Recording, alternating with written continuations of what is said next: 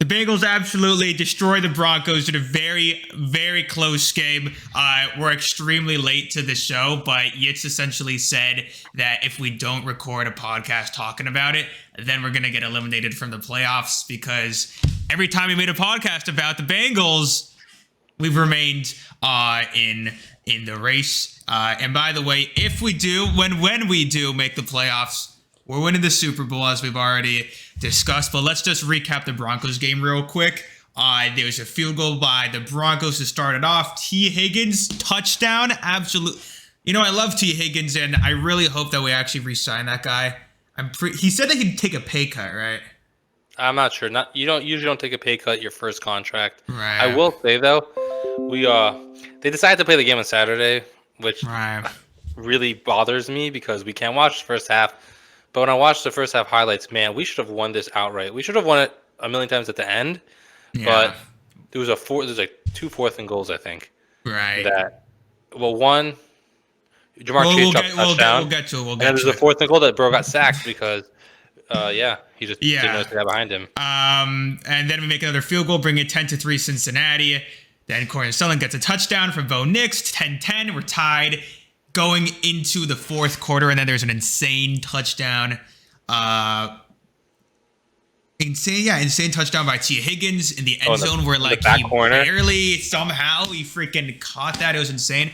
And which one was it? Oh yeah, then right after that insane touchdown, Bo Nix decides to do the largest throw of the season and throws the ball 50 freaking yards in the air, and it's caught by Marvin Mims. An absolute perfect throw, just silencing the Bengals stadium. And then we have the ball left with a minute and a half. And then things get a little funny, right? Where it was classic Bengals. Classic Bengals. It's like, oh, what do we do? There's one timeout left, a minute and a half.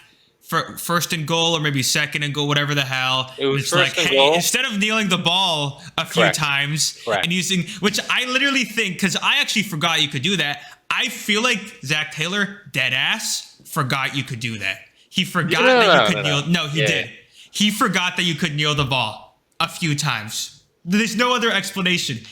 That's the smartest thing to do. That's the most obvious thing to do. I truly think he forgot. There's no other, and then and they got Chase Brown hurt because they made him run and slide right before. But instead it's like, no, we're going to run it. Chase Brown does a genius thing by stopping right before the touchdown by typical Bengals. That's why we're called the Bungle Boys for a reason. Typical Bungle fashion. As he stops right before the end zone, he freaking breaks. Well, thankfully, he seems to be fine. High ankle sprain, I think. High ankle sprain. He's on the ground. We have to use our last timeout. They don't have to use a timeout. Then Burrow scores a touchdown right after, and then Bo Nix does an insane, miraculous drive. Fourth and goal, last play of the game. Insane throw, insane catch to Marvin Mims again. By the way, I thought the Bengals were going to lose because when that happens against the Bengals, we never recover. Yeah, we never. Well, we forgot. We forgot that it's not Andy Dalton. It's not Andy Dalton. Right. I will say though. I saw there's a whole Reddit thread. Everyone's fighting over whether there's a catch. Here's the two sides. One is what the NFL does. I think there's something called the cool rule. If something is cool and they called it a touchdown, they don't undo it unless it's obvious. Even though it was pretty clear, it's hard to say they had possession when the defender was constantly moving it. But the official analysis was for like half a second, he had possession on the way down once he already established 2 feet. Which means that if there was a moment of possession, it's a touchdown, which I guess is technically true. But it's hard to say it when he was bobbling it on the way down and bobbling it out of bounds. Okay. I think it's more of when it's already called touchdown. Correct. And it goes up and it gets reviewed. There has to be substantially more evidence than if it's not called a touchdown. I don't know. It was moving a lot. Ball was moving before and after. And that's why it was called a touchdown, because it was already called.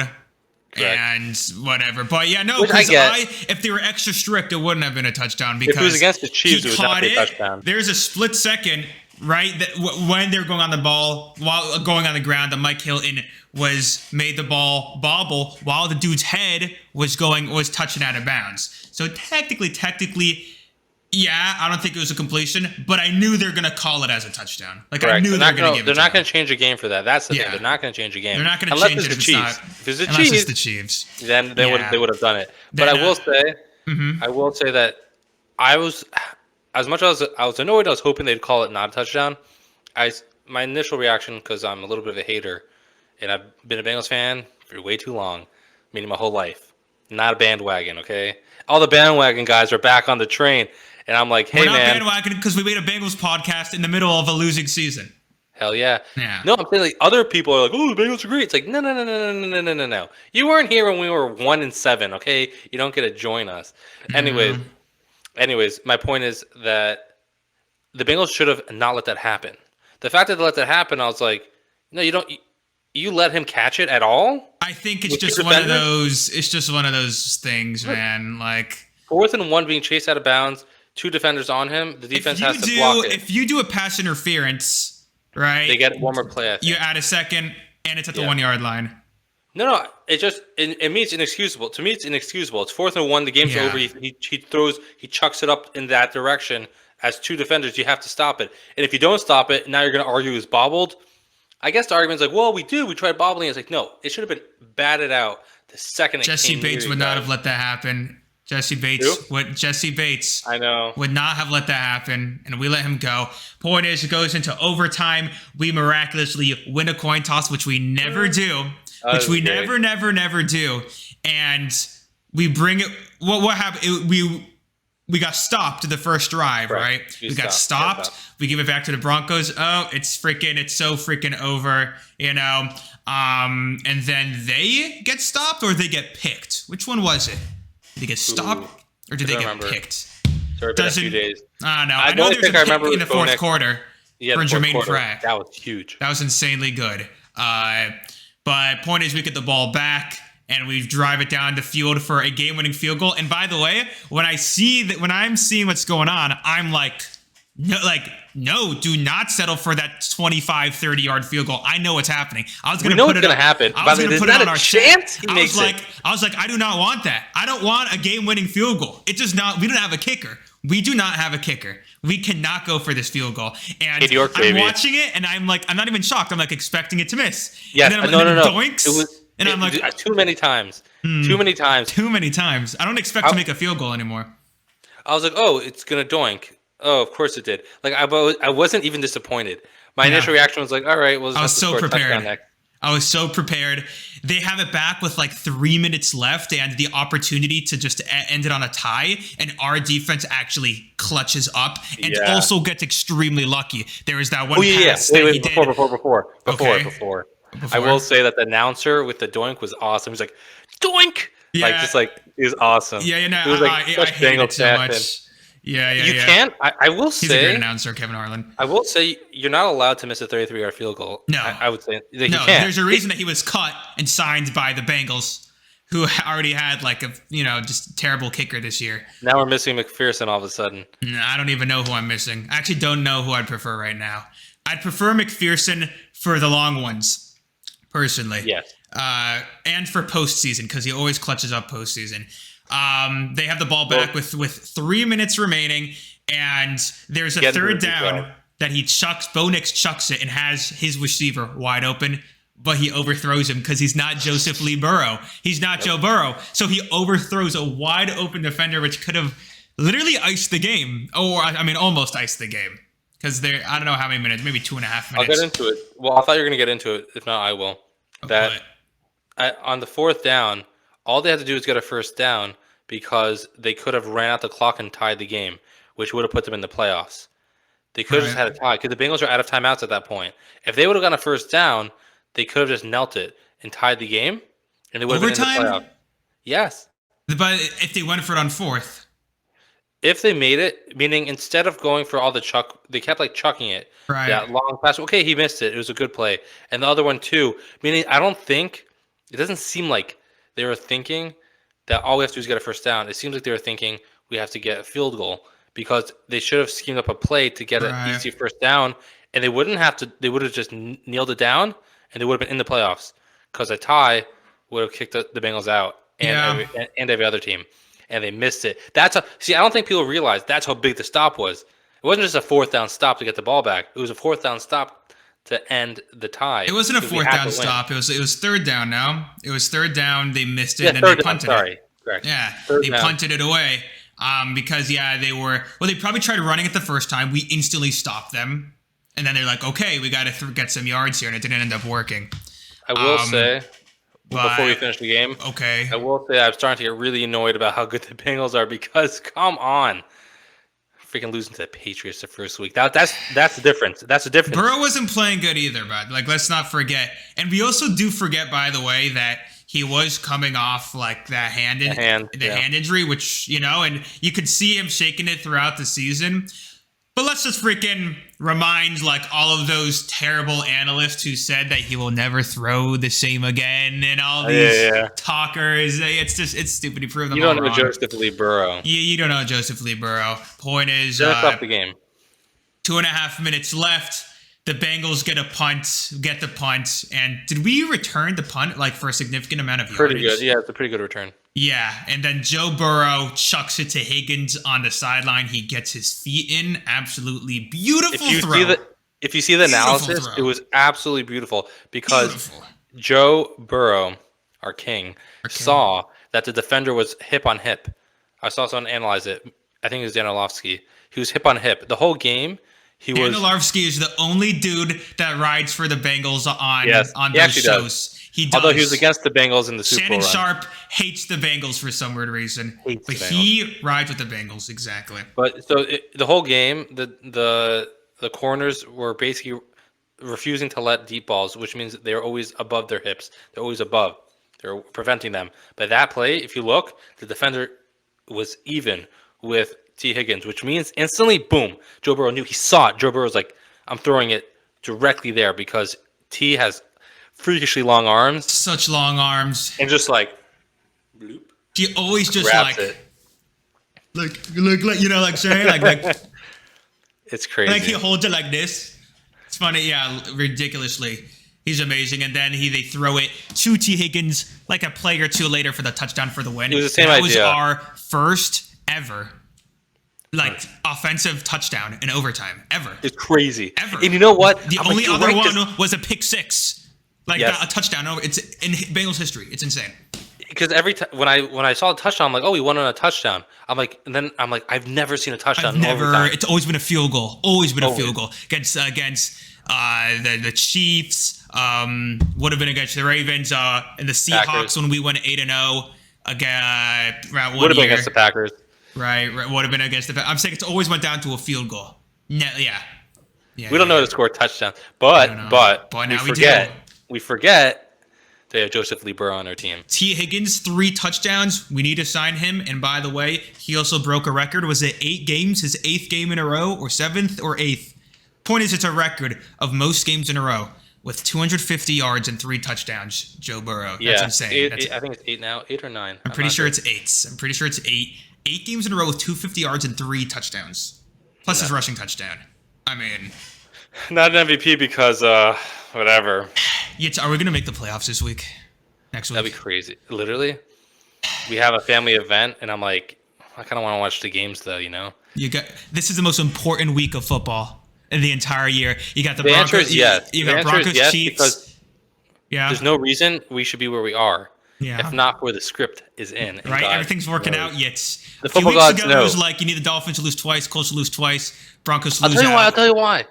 If you see so the Colts lost to the freaking Giants, okay? Unheard of. How did that happen? Like what? Blown out, yeah. And Drew Lock is all of a sudden the next he actually has done this before. He's underrated, but yeah.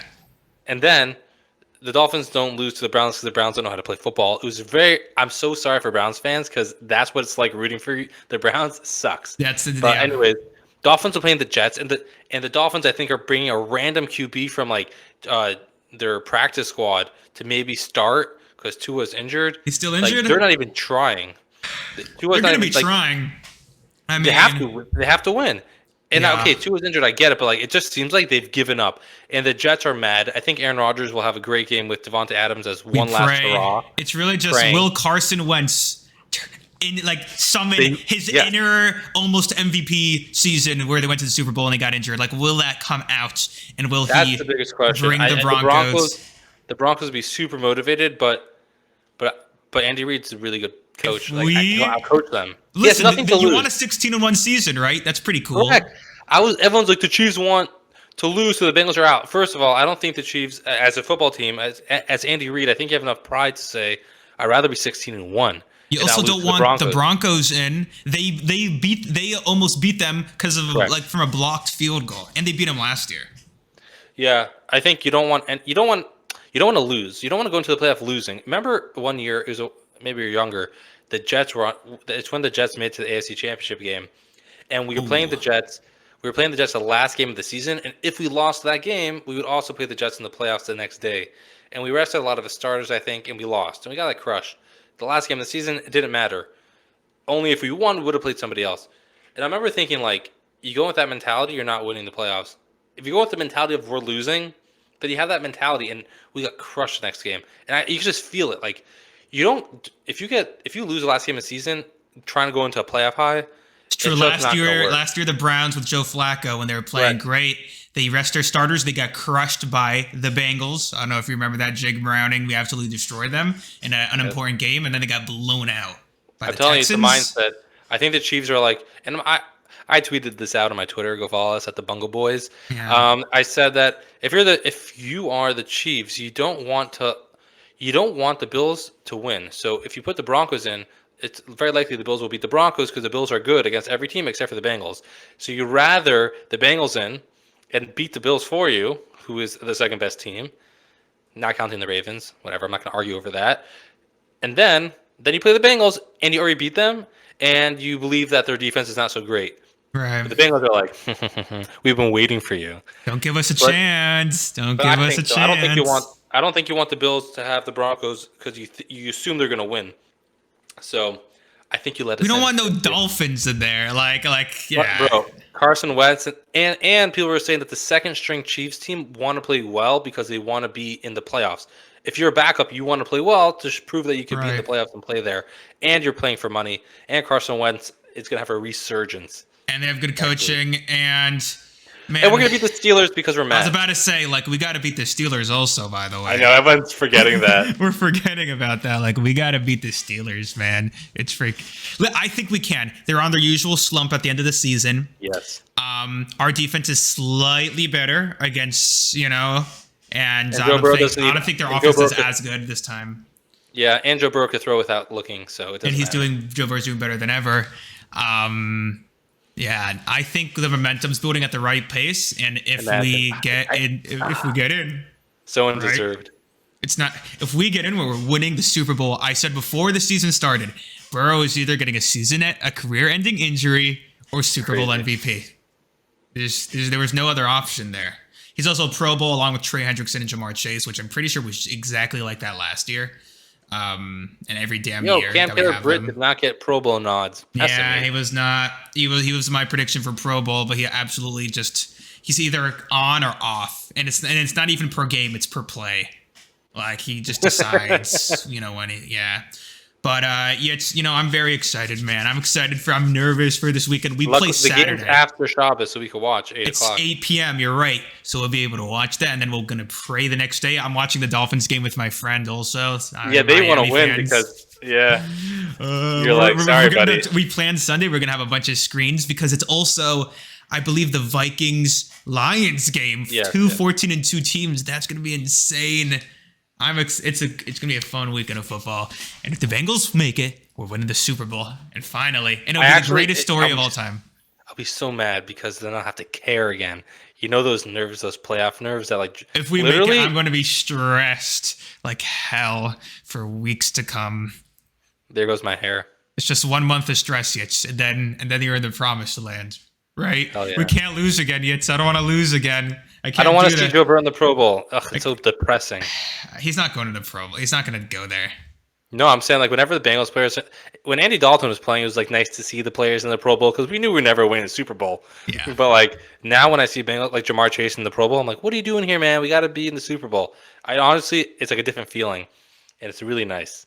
And we don't deserve it because we have Mike Brown, but he's We doing something still right. not doing anything right. We're getting carried by just insanely fortunate draft picks that we happen to get, and they're amazing. Joe Burrow, Jamar Like 2 years Chase. ago. Yeah, but yet we're winning the Super Bowl. Appreciate y'all for watching. Make sure to smash like, subscribe. We're literally like winning it all. It's gonna be the greatest comeback story of all time. Literally, God bless.